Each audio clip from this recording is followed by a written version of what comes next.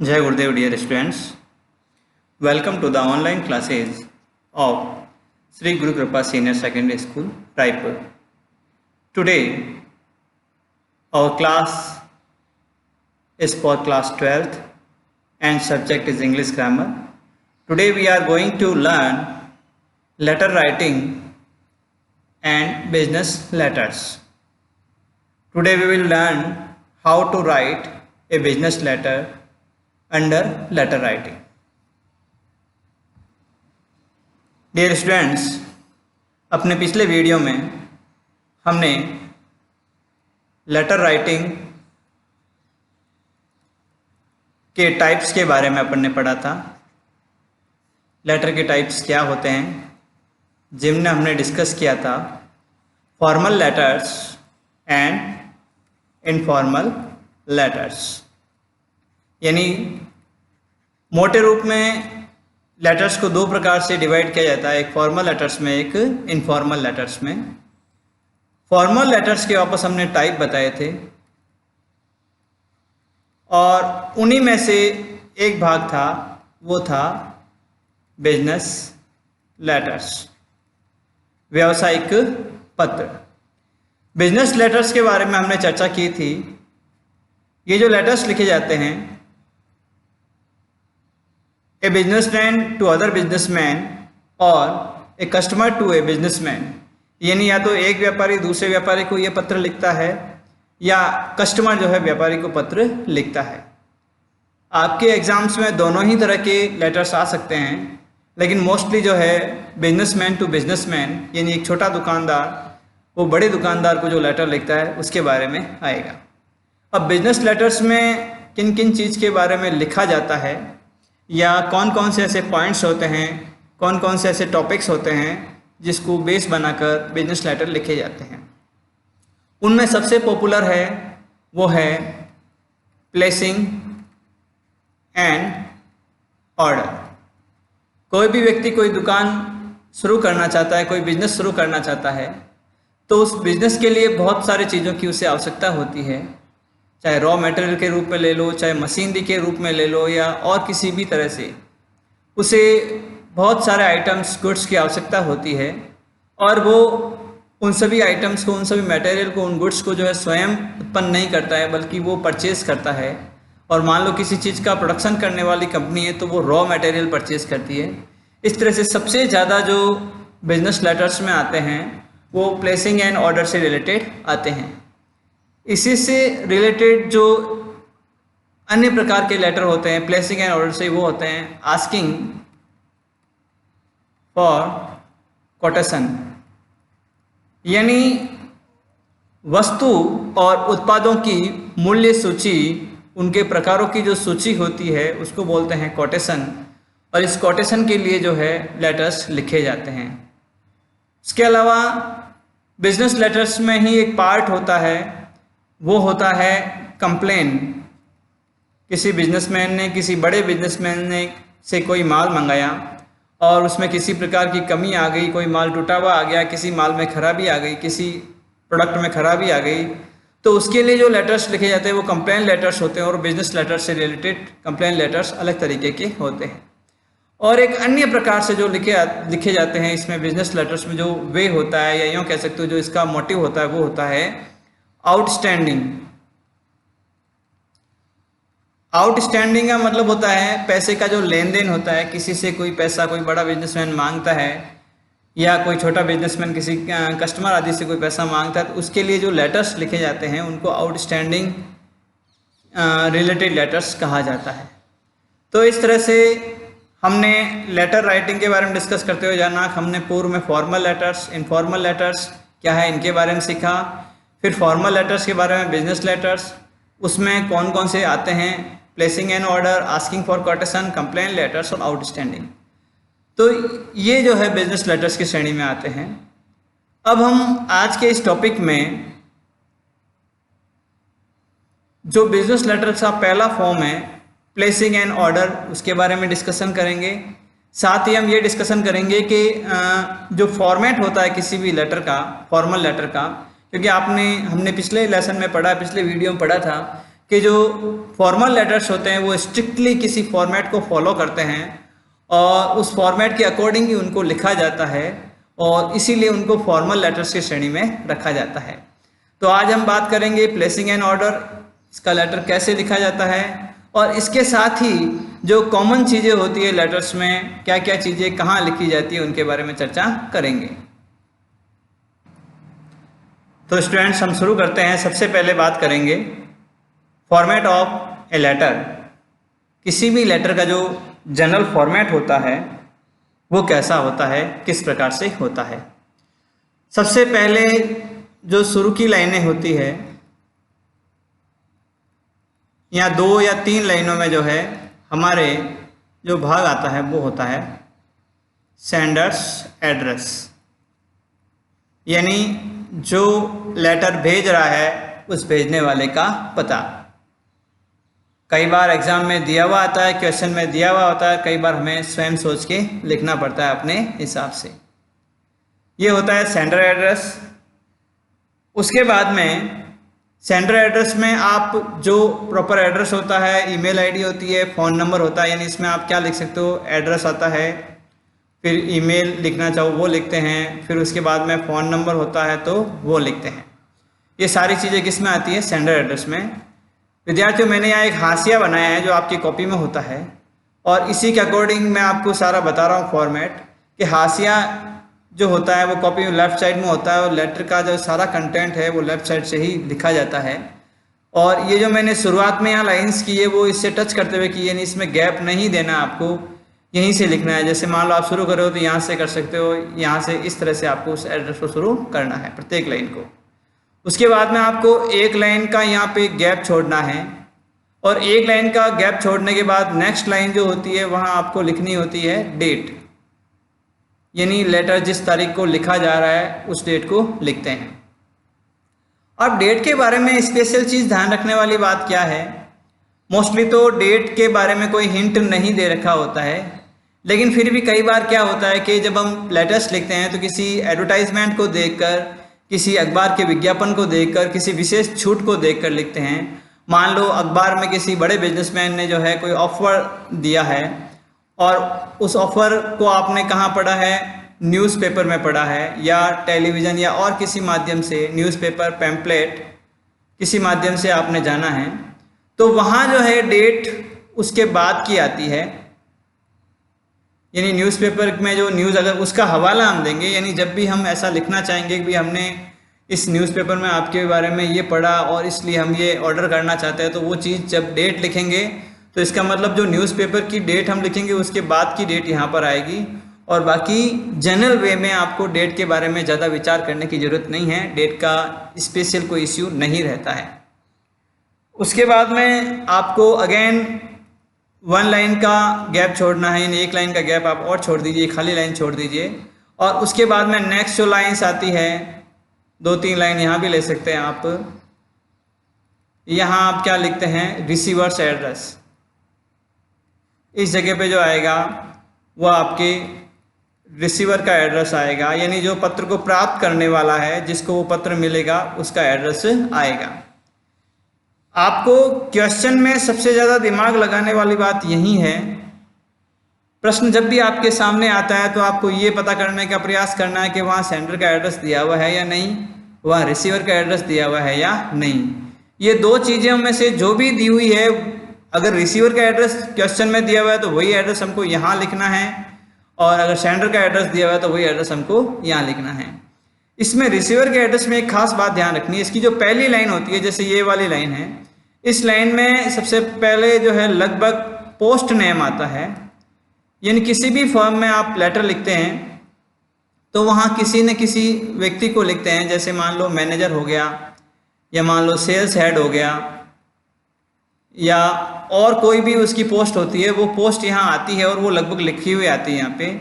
और अगर ऐसा लिखा हुआ नहीं आता है तो मैसर्स करके उस शॉप का नाम आता है, सीधा मैसर्स करके क्या आता है, शॉप का नाम, MS करके शॉप का नाम लिखते हैं अगर मैनेजर, सेल्स हेड ऐसी कोई पोस्ट नहीं दे रखी होती है। उसके बाद में नीचे की 2 या 3 लाइनें, जितनी भी जरूरत हो आपको, चाहे 2 लाइन की जरूरत पड़े या 3 लाइन की जरूरत पड़े, आपको जो है क्या करना है, कंप्लीट एड्रेस आपको यहाँ पर।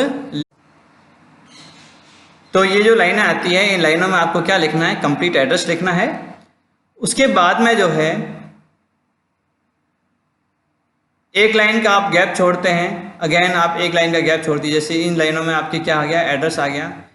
यहाँ जैसे मान लो आ गया पोस्ट नेम, फिर जो भी एड्रेस होता है वो आ गया। उसके बाद में आपने एक लाइन का गैप यहाँ पर और छोड़ दिया, ये लाइन छोड़ दी, यहाँ तक आपका एड्रेस आ गया। और इस लाइन को छोड़ने के बाद नेक्स्ट लाइन में क्या लिखना होता है आपको, जो आगे वाली लाइन होती है, एक लाइन यहाँ देखो हमने डेट और एड्रेस, जो सेंटर का एड्रेस है उसके बीच में एक लाइन का गैप दिया है। फिर वापस डेट और रिसीवर का एड्रेस है उसके बीच में एक लाइन का गैप दिया है। उसके बाद में जो रिसीवर का एड्रेस है उसके बाद में हमने एक लाइन का गैप दिया है। और उसके बाद में हमें क्या लिखना है, सब्जेक्ट। यहाँ जो लाइन आएगी यहाँ हमें क्या लिखना पड़ेगा, सब्जेक्ट लिखना पड़ेगा। यानी जिस विषय के बारे में हम लेटर लिख रहे हैं, जिस बारे में हम लेटर लिख रहे हैं उसका यहाँ उल्लेख होता है। और यहाँ आपको ध्यान रखना है कि लगभग 1 लाइन में ही आपको इसको कंप्लीट करना है, ज़्यादा बड़ा सेंटेंस आपको नहीं लिखना है। एक लाइन में ही आप इस सेंटेंस को, 1 लाइन सेंटेंस में आपको इस सब्जेक्ट को कंप्लीट कर देना है। कई बार यहाँ ग्रामेटिकली ज़्यादा ध्यान नहीं रखा जाता है, टू द पॉइंट बात कर दी जाती है।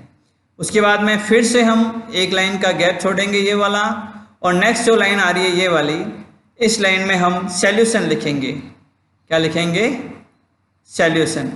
सॉल्यूशन का मतलब होता है संबोधन, अभिवादन। अब सॉल्यूशन में क्या आता है, देखो अलग अलग चीज़ें होती है। सर आता है या मैडम आता है, रेस्पेक्टेड सर ऐसा भी आप लिख सकते हो वहाँ पे। अगर किसी इंस्टीट्यूट को लिख रहे हो, आप स्टूडेंट हो, तो रेस्पेक्टेड सर बेटर रहेगा, सर या मैडम जो भी है। उसके बाद में कई बार क्या होता है कि अगर ये जो हमने रिसीवर का एड्रेस, जो ये भाग आ रहा है, ये वाला भाग जो रिसीवर के एड्रेस का है, अगर इस भाग में कोई पोस्ट नहीं दे रखी है, पोस्ट का उल्लेख नहीं है, और केवल क्या है, शॉप का नेम है।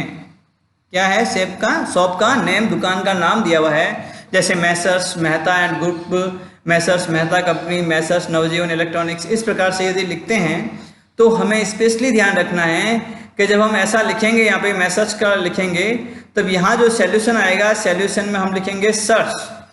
सर्च क्यों लिखेंगे, क्योंकि हम किसी पर्टिकुलर व्यक्ति विशेष को वहाँ संबोधित नहीं कर रहे हैं, बल्कि जो भी वहाँ उस पत्र को पढ़ेगा सभी को एक साथ संबोधन किया जा रहा है। तो ये आ जाएगा लेटर, ये सॉल्यूशन आ जाएगा।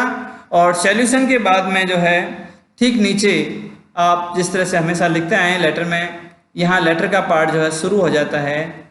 यहाँ से पूरा लेटर का पार्ट आपके आता है। इसमें कुछ पर्टिकुलर फॉर्मेट होता है, उसके बारे में डिस्कशन करते हैं। इस पूरे भाग को हम बोलते हैं बॉडी ऑफ द लेटर, यानी मुख्य भाग जो पत्र का। अब विद्यार्थियों एक बात ध्यान रखना, यहाँ तक जो हमने चीज़ें पढ़ी, सबसे पहले हमने सेंडर एड्रेस के बारे में डिस्कशन किया, फिर ये बताया कि वहाँ डेट आती है, उसके बारे में बताया, फिर बताया रिसीवर एड्रेस कैसे लिखते हैं, फिर बताया सब्जेक्ट, सब्जेक्ट के बाद में एक लाइन, फिर सॉल्यूशन। तो ये सारी चीज़ें हैं, ये सारी चीज़ें कॉमन हैं, ये सभी चीज़ें स्टूडेंट्स कॉमन हैं, और इनको आपको ध्यान रखना है कि कॉमन ही सब में लगभग लेटर्स में आती है। थोड़ा बहुत फेरबदल के साथ प्रत्येक प्रकार के लेटर्स में आप इनको लिखते ही लिखते हैं, और इनको लिखने के लिए आपको ज़्यादातर जो है क्वेश्चन पर डिपेंड रहना पड़ता है, अगर क्वेश्चन में इंफॉर्मेशन दे रखी है।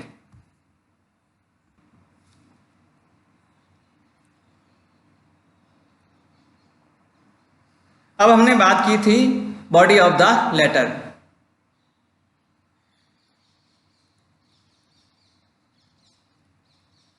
Body of letter,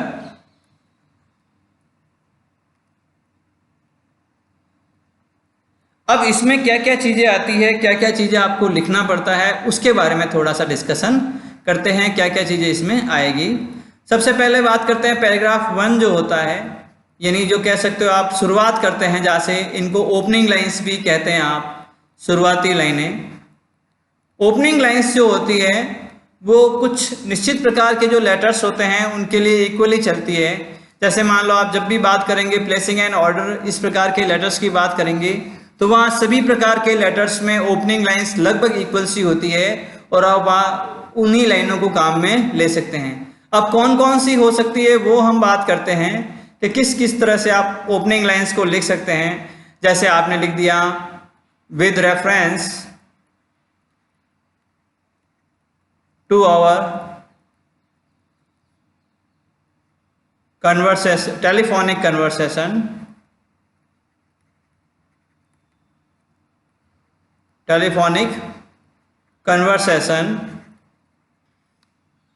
we would like to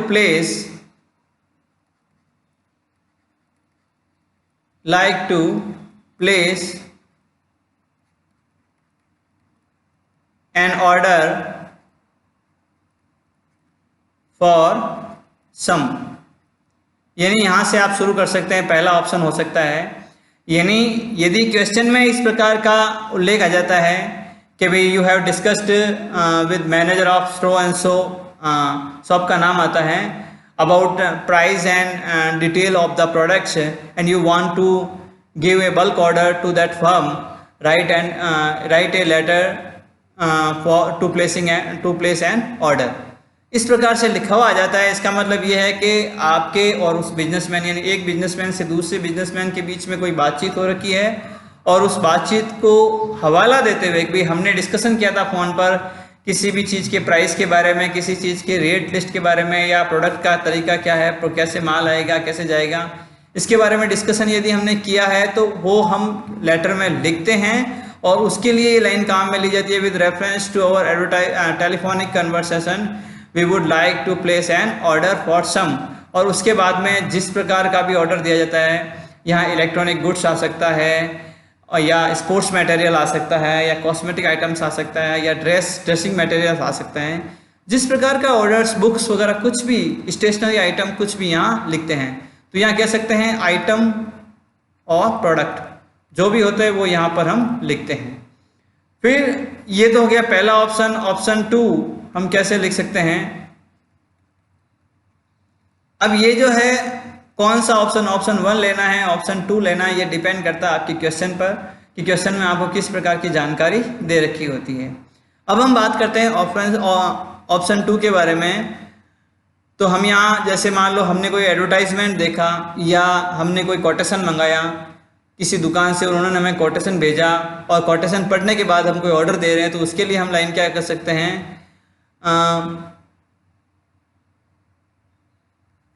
we are glad to inform you that as per your quotation,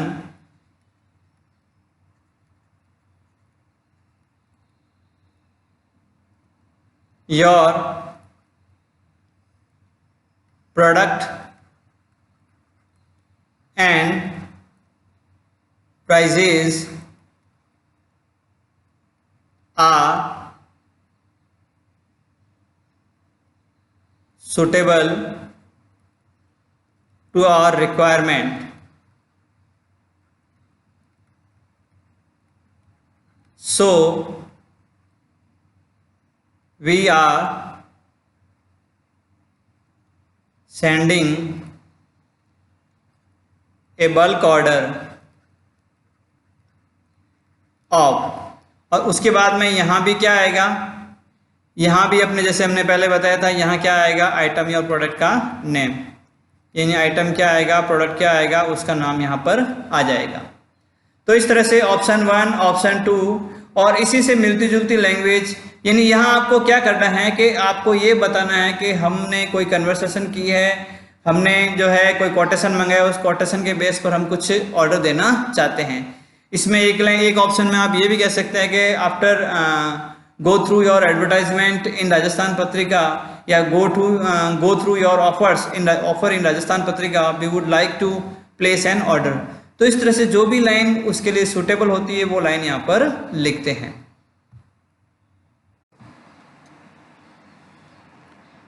तो अब जैसे ऑप्शन 3 में हम पढ़ सकते हैं,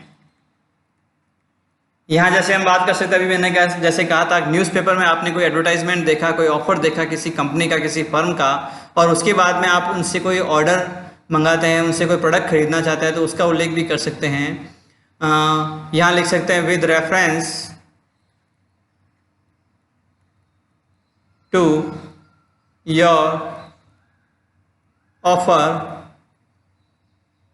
offers in advertisement in, या न्यूज़पेपर का नाम आ जाता है, आप कोई भी नाम लिख सकते हैं, राजस्थान पत्रिका ऑन 23 अक्टूबर। अब देखो यहाँ मैंने डेट लिखी है, तो यहाँ जो डेट लिखी है उसके बाद की डेट हमें लेटर में जो डेट वाली जगह है वहाँ पर लिखनी है। तो offers in advertisement in Rajasthan Patrika on 23 October, we are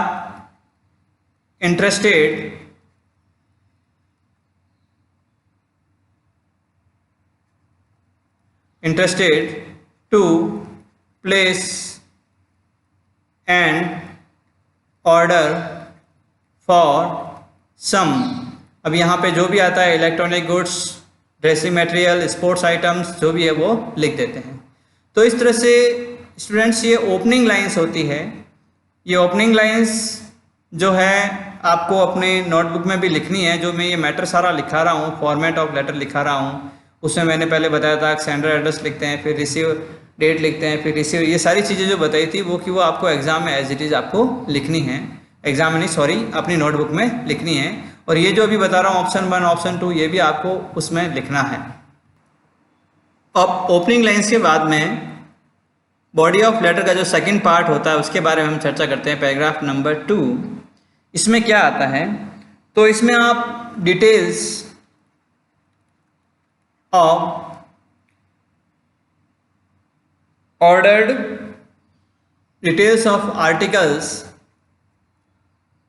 ordered, यानी जो भी आप प्रोडक्ट मंगा रहे हैं, जो भी आप गुड्स मंगा रहे हैं, जो भी आप सामान मंगा रहे हैं, जो भी आप वस्तुएं मंगा रहे हैं, उनकी डिटेल यहाँ लिखी जाती है। और मोस्टली इसमें क्या होता है, ये जो पैराग्राफ 2 होता है इसमें आपको एक कॉमन सी एक लिस्ट बना देनी होती है। ये इस तरह से एक लिस्ट बन जाती है और इसमें आप टॉप लेवल पे तो एक रो बना के, जैसे मान लो ये आपने बना दिया,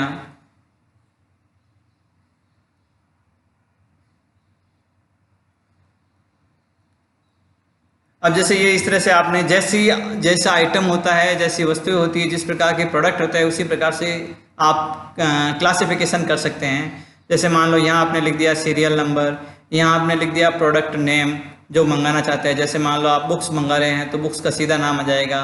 यहाँ अगर कोई ब्रांड है, जैसे मान लो आप इलेक्ट्रॉनिक्स आइटम मंगाना चाहते हैं, कोई मोबाइल्स मंगाना चाहते हैं, या मान लो टेलीविज़न मंगाना चाहते हैं, आपने लिख दिया LED टेलीविज़न और यहाँ आपने उसका ब्रांड लिख दिया, तो ये ब्रांड आता है। फिर अगर कलर किसी चीज़ का होता है, जैसे कोई मोबाइल मंगा रहा है तो उसमें कोई कलर होता है तो वो चीज़ लिखते हैं यहाँ पे। उसके बाद में यहाँ जो आता है यूनिट, यानी कितनी चीज़ें मंगानी है वो लिखते हैं। 1 मंगानी है, 10 मंगानी है, 2 बॉक्स मंगाने हैं, वो लिखते हैं।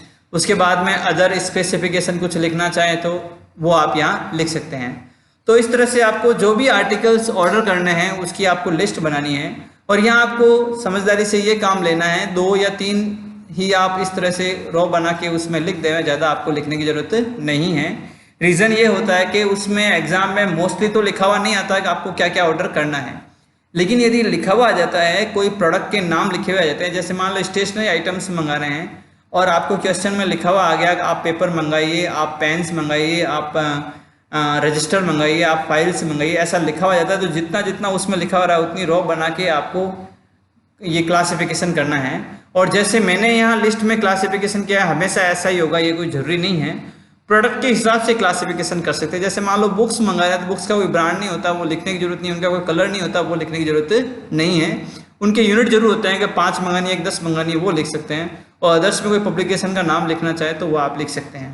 तो इस तरह से आपकी नीड और क्वेश्चन की क्या डिमांड है उसके अनुसार ही आपको इस लिस्ट को प्रिपेयर करना है। तो ये बात हुई पैराग्राफ नंबर 2 की। उसके बाद में आता है पैराग्राफ नंबर 3। पैराग्राफ नंबर 3 में जो है आप क्या करते हैं, कंक्लूड करते हैं लेटर को। कंक्लूडिंग लिख सकते हैं, एंड लाइंस लिख सकते हैं। अब कंक्लूडिंग और एंड लाइन में क्या होता है कि आप जो है पेमेंट कैसे करेंगे, किस तरह से पेमेंट आएगा, माल आपको कैसे मंगवाना है, कितने दिनों में मंगवाना है, पेमेंट का मोड क्या रखोगे आप, वो सारी डिटेल्स जो है यहाँ पर इस पैराग्राफ नंबर 3 में आती है। तो पैराग्राफ नंबर 1 जो होता है वो ओपनिंग लाइन होता है, जो कॉमन होता है, सब में लगभग कॉमन चल सकता है, जो एक ही प्रकार के लेटर्स होते हैं। फिर डिटेल ऑफ आर्टिकल ऑर्डर, ये सबसे इजी जो है पार्ट है इस बॉडी ऑफ लेटर का, क्योंकि इसमें क्वेश्चन में दिया हुआ आता है वो जानकारी लिख दो, नहीं तो एक दो प्रोडक्ट के नाम लिख के आप उसको कंप्लीट कर सकते हैं। फिर पैराग्राफ नंबर 3 में भी पर्टिकुलर लाइंस जो कॉमन होती है, ज़्यादातर कॉमन लाइंस ही आती है बिजनेस लेटर में, कि भाई हमने आधा पेमेंट इस तरह से ट्रांसफ़र कर दिया है और आधा पेमेंट माल मिलने पर दे दिया जाएगा, या हम उसमें ये बताते हैं कि तारीख इतने तारीख तक ये माल पहुंच जाना चाहिए, इस प्रकार के सर्विसेज के द्वारा माल पहुंचना चाहिए, सारी माल की पैकेजिंग अच्छी होनी चाहिए, किसी प्रकार कोई कमी नहीं होनी चाहिए, वो सारी चीज़ें हम इसमें लिखते हैं पैराग्राफ नंबर 3 में। अब हम बात करते हैं पैराग्राफ नंबर 4 की। पैराग्राफ नंबर 4 में हम कॉम्प्लीमेंट्री क्लोजिंग लिखते हैं। Paragraph number 4 complimentary closing. Complimentary closing जो होती है उसमें क्या होता है कि मान लो जैसे आपने लिख दिया थैंक यू, थैंकिंग यू, और उसके नीचे आपने लिख दिया जैसे योर सिंसियरली,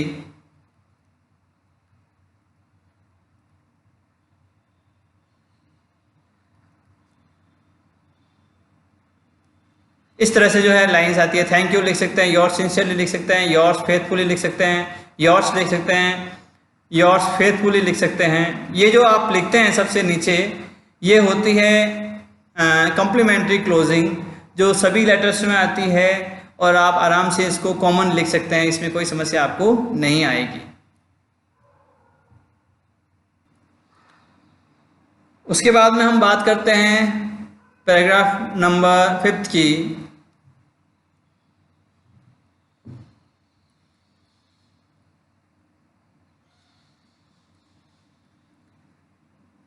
इसमें हम क्या करते हैं, लास्ट में सेंडर्स का नेम आ जाता है, जो लेटर भेज रहा है उसका नाम आ जाएगा, यहाँ पे निश्चित रूप से नाम लिखना ही लिखना है, और उसके नीचे उसकी पोस्ट आ जाएगी।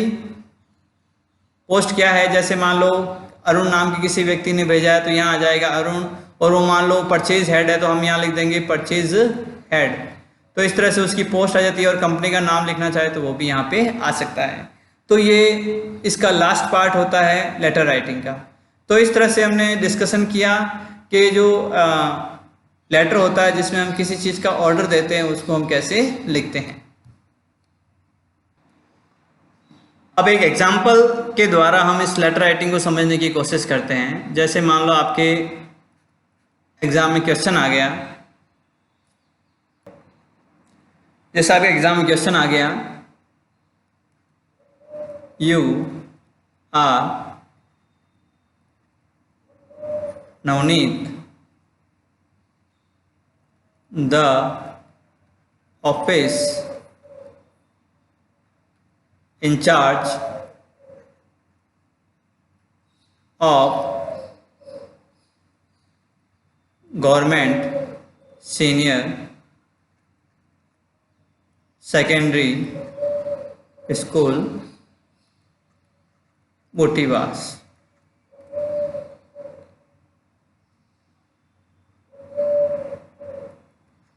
रायपुर पाली।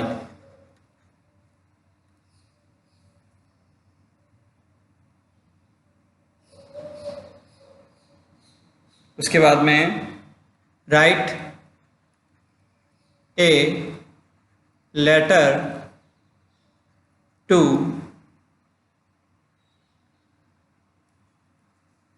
प्रकाश sports Changgate Beawar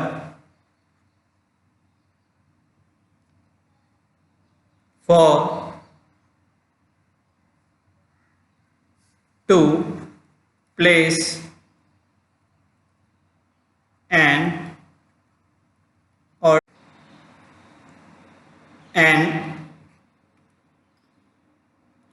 order for some sports material like cricket bat, basketball, badminton racket and others and etc. required in your school.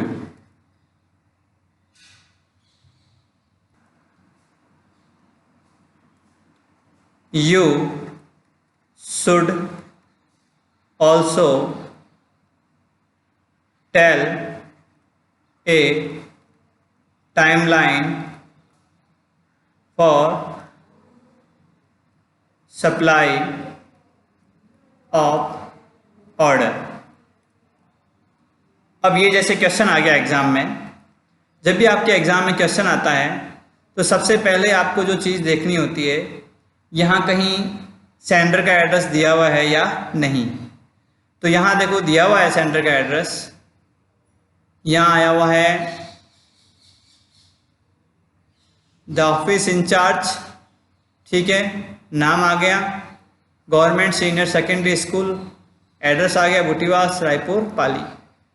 क्योंकि letter you are write a letter to के पहले जो एड्रेस आता है वो एड्रेस हमेशा किसका होता है, सेंडर का, और टू के बाद में जो एड्रेस आता है वो आता है रिसीवर का एड्रेस होता है। तो यहाँ टू के पहले जो एड्रेस दिया हुआ है office in charge government senior secondary school Butiwas Raipur Pali. आपको यहाँ जो नाम दिया हुआ है इस नाम को यहाँ पर आपको लेटर में नहीं लिखना है, इस नाम को आप सबसे नीचे जो है लास्ट वाले पार्ट में लिखेंगे। शुरुआत में आप कभी भी नाम मत लिखना, आपकी पोस्ट जरूर लिख सकते हैं बाकी नाम नहीं आएगा। फिर सेकंड चीज़ आपने सबसे पहले देख लिया कि सेंडर एड्रेस है या नहीं है, तो ये चेक करने के बाद आपको मालूम पड़ गया कि यहाँ सेंडर एड्रेस है। उसके बाद में आप देखते हैं कि यहाँ पर रिसीवर का एड्रेस है या नहीं है, रिसीवर का एड्रेस। तो रिसीवर के एड्रेस में देखो टू के बाद में लगभग जो एड्रेस आता है वो रिसीवर का होता है। यहाँ दे रखा है प्रकाश स्पोर्ट्स चांगेट ब्यावर, तो इसका मतलब रिसीवर का एड्रेस भी अवेलेबल है। अब सेंडर एड्रेस और रिसीवर एड्रेस के बीच में आती है डेट। यहाँ मेंशन कीजिए, देखिए कोई डेट दी हुई है कि नहीं दी हुई है, तो किसी प्रकार की कोई डेट नहीं दी हुई है, तो इसका मतलब आपको अपनी मर्जी से लिखना है।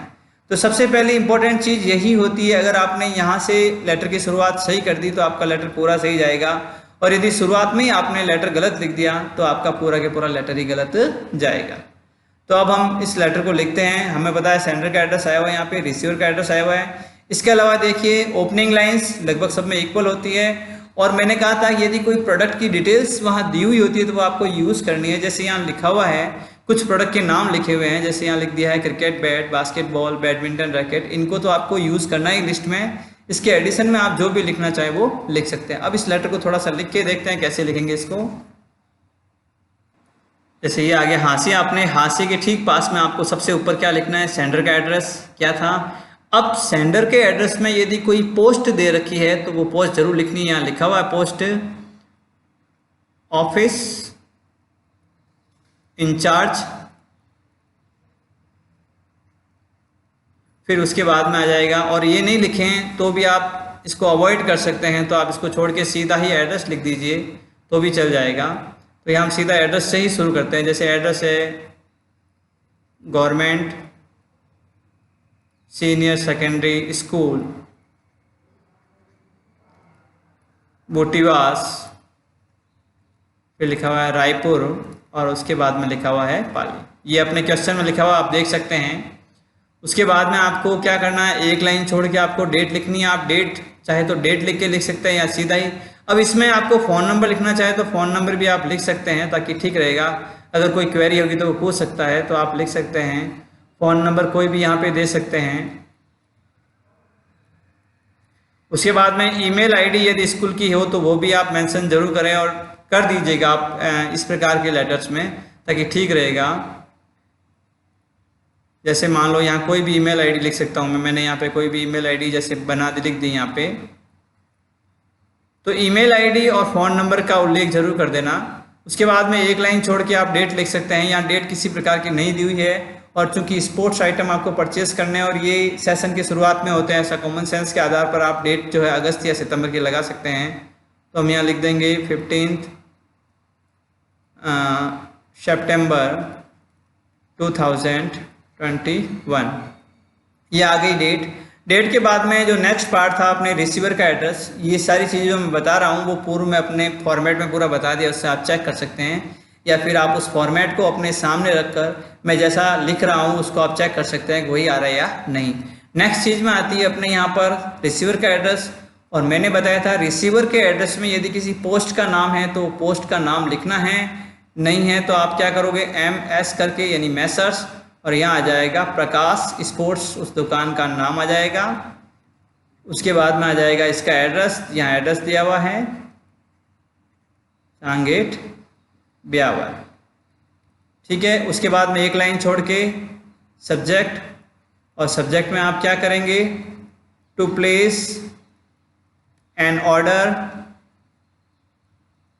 For some sports material.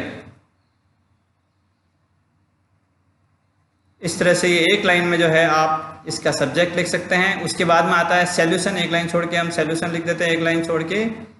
अब यहाँ देखो सर लिखना है या सर्स लिखना है, तो क्योंकि यहाँ पे किसी पोस्ट का नाम नहीं लिख रखा है इसलिए हम क्या लिख देते हैं यहाँ पे sirs.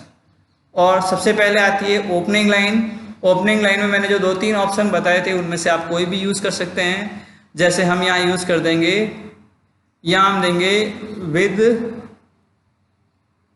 Reference to your quotation sent on dated 5th September 2021। अब यहाँ पे आप थोड़ा बहुत जैसे with reference to our conversation, telephonic conversation, after going through your quotation, ऐसे लैंग्वेज आप कुछ भी लिख सकते हैं। With reference to your quotation sent on dated 5th September 2021 we are interested to place an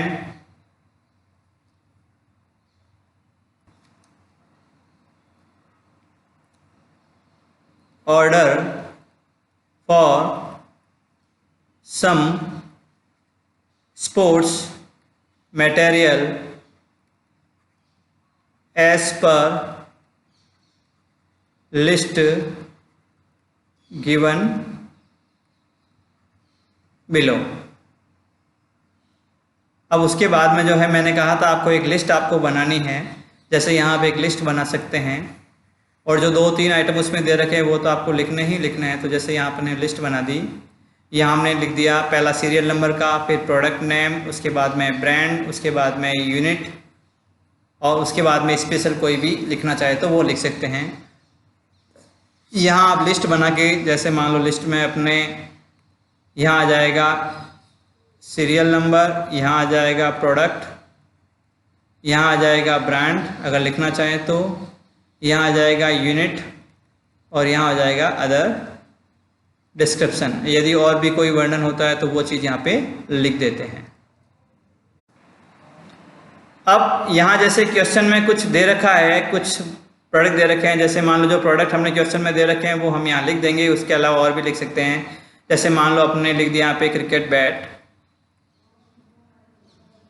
brand आप कुछ भी लिख सकते हैं, यहाँ पे कोई बनानी है। यूनिट आप लिख सकते हैं 3, फिर साइज नंबर 4, यहाँ आपने डिटेल लिख दी। उसके बाद में आपने लिख दिया बैडमिंटन रैकेट, और यहाँ आपने उसका ब्रांड का नाम लिख दिया।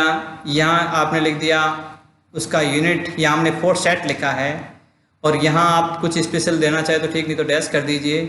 फिर उसके बाद में और भी जो प्रोडक्ट के नाम दे रखे हैं वो इस तरह से आप यहाँ पे लिख के जाके ये लिस्ट पूरी बना सकते हैं, और 2-3 प्रोडक्ट आप अपने हिसाब से लिखना चाहे तो वो भी लिख सकते हैं।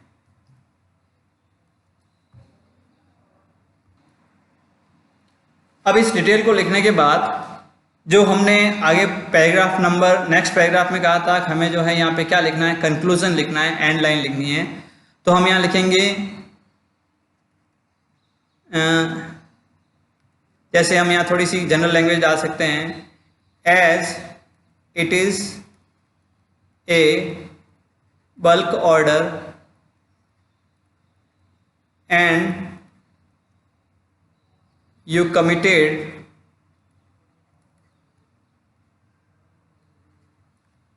for institutional discount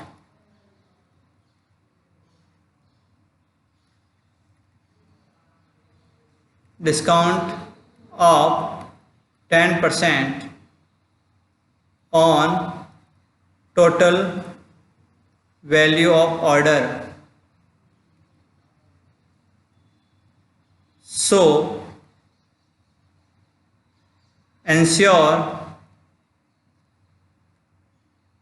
all these terms and send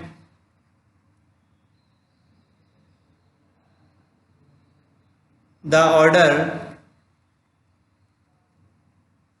by 25 सितंबर। यहाँ हमने थोड़ा सा उल्लेख कर दिया कि जैसे ये एक बड़ा ऑर्डर है और जैसा आपने कहा था कि हमें 10% डिस्काउंट मिलेगा, तो उसके बारे में आप एंश्योर हो जाइएगा और ये ऑर्डर जो है 25 सितंबर तक आपको भेज देना है। उसके बाद में हम यहाँ पेमेंट का भी उल्लेख कर देते हैं, we have sent you an account pay check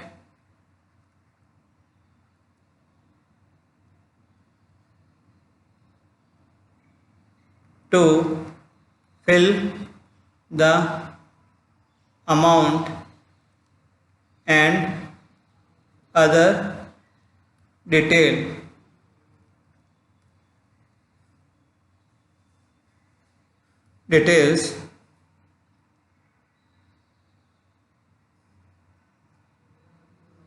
तो इस तरह से आपने पेमेंट का हवाला दे दिया। यहाँ पेमेंट में आप ये भी लिख सकते हैं हमने आधा पेमेंट आपको पहले ही कर दिया है, या आप यूँ भी लिख सकते हैं कि the account pay cheque will be send to you with your person delivery person, ये चीज़ भी आप लिख सकते हैं। हमने यहाँ लिख दिया we have sent you an account pay cheque to fill the amount and other details, please confirm that and send order soon। इस तरह से आप ये लास्ट में लाइन लिख सकते हैं। ये जो लाइन हमने लास्ट में लिखी है एंडिंग लाइंस लिखी है, कंक्लूजन लिखा है, इसमें किसी प्रकार कोई फॉर्मेट, बस ये ध्यान रखना है पेमेंट के बारे में आप यहाँ बता सकते हैं, और अदर कोई डिस्काउंट वगैरह के बारे में किसी चीज़ का उल्लेख दे रखा तो लिख सकते हैं, नहीं तो ये कि ये जनरल लैंग्वेज आप बार बार काम में ले सकते हैं। तो इस तरह से आपका ये लेटर जो कि टू प्लेस एन ऑर्डर लिखा जाता है, यानी किसी भी चीज़ का ऑर्डर देने के लिए लेटर कैसे लिखते हैं ये आपने देखा। अब इसके लास्ट में जैसे हमने कहा था कॉम्प्लीमेंट्री जो आता है, थैंक यू, योर सिंसियरली अगर लिखते थे हम यहाँ लिख देंगे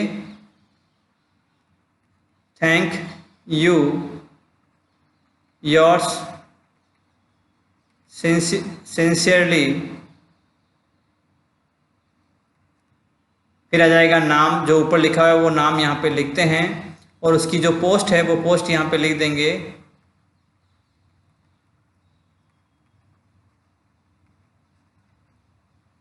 ये इस तरह से आपका लेटर जो है कंप्लीट हो जाता है। लास्ट में आपको थैंक यू, योर सिंसियरली और नाम आ जाएगा जो व्यक्ति लेटर भेज रहा है। अगर एग्जाम में दिया हुआ नहीं है, क्वेश्चन में दिया हुआ नहीं है, तो आप अपने हिसाब से लिख सकते हैं, और लास्ट में उसकी पोस्ट आ जाएगी। तो विद्यार्थियों, आज हमने सीखा कि किस तरह से हम जो है किसी भी गुड्स या किसी भी ऑर्डर को देने के लिए जो है कैसे लेटर लिखते हैं। इससे संबंधित क्वेश्चन आपको असाइनमेंट में दिया जाएगा, और साथ ही ये जो लेटर हमने लिखा है इसका जो क्वेश्चन लिखा है, और इस वीडियो में जो भी हमने कुछ बताया है वो सारा के सारा आपको सिस्टमेटिक रूप से जो है कॉपी में नोट करना है। जय गुरुदेव, थैंक्स।